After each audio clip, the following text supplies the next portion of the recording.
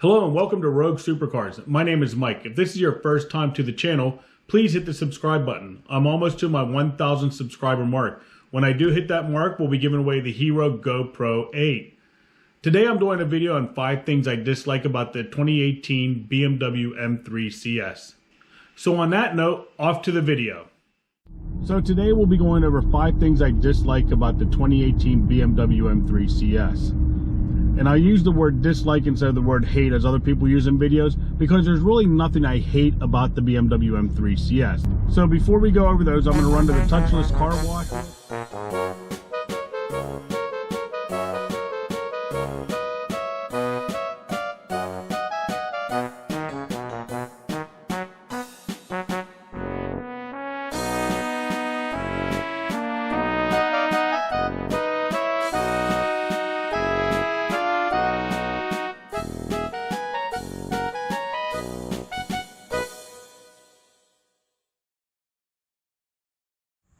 Okay guys, number 5 of the things I dislike about the BMW M3CS. It's going to be the paint color. And not so much the color of the paint, but the matte finish. So this paint is called Frozen Dark Blue 2 Metallic. It's a BMW special paint that they did for the M3CS. Now the M4CS also has it, but the M3CS did a limited run of these. I think there's 79 in North America and 139 worldwide out of the 1,200 and some odd cars. Even though I love the color of the car, it's my OCD that is making me wary of it because it's a matte finish. You can't buff this out. So if you get a little scratch in it, you just can't buff it out and wet sand it like you would a regular gloss painted car. The whole thing has to be repainted, and then try to get the paint to match the car is a whole nother issue. Now I'll never do a matte finish again as a paint job. Never say never. But what I would do in the future is I would wrap the car in a matte wrap so you get the matte look but without having the problems of the matte finish.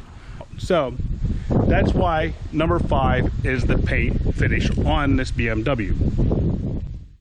Okay, so number 4 on the list of 5 things I dislike about the 2018 BMW M3CS is going to be the instrument panel. This panel, though it gets the job done, in 2018 it is a little dated. Now you have to remember this car started its production as the F80 in 2014 for the 2015 model year. So when we get to 2018 and newer, the digital dashboard has become a norm in the cars. Now I do like the clear numbers of the speedometer and the tachometer and the shift lights over here, but it gets the job done. Okay, now we're up to number 3 on the list of things I dislike about the BMW M3CS, and that's going to be with some parts of the interior. So with the BMW M3CS, they did a full leather interior, so the upper door cards, the deviated stitching, the leather inserts, and then you have the leather dash with the deviated stitching, which is absolutely beautiful. But where they should have done more, as you can see, the rest of the interior has Alcantara here, Alcantara on the armrest, Alcantara accents here. The roof, as you can see, is not Alcantara. That to me should have been Alcantara for the price point. Also, the lower door cards, these I believe should have been leather wrapped also. That would have just added so much more to the car. So adding those small touches of leather to the bottom of the door cards and the Alcantara to the roof liner would have made a huge difference and helped justify the price of the car. Okay guys, on to number 2 on the list of things I dislike about the BMW M3CS. And that's also going to do a little bit with the interior. As you come into the M3CS, you see this tunnel here. It's the same tunnel design on the M4 GTS. What that has done though is eliminated the storage space in the armrest that used to be here, so it sits up a little higher. So when you're driving, you don't have a place to rest your arm. Now I know that doesn't sound like a big deal, and it's a first world problem, believe me. So when you're in a car, your arm really doesn't have anywhere to go. So you're stuck with it on the steering wheel. So at first that was kind of cumbersome, but over the 2 years I've owned the car, I've gotten used to it. But I would like a little bit more of an armrest. Now that's going to bring us up to number 1 on the list of 5 things I dislike about the BMW.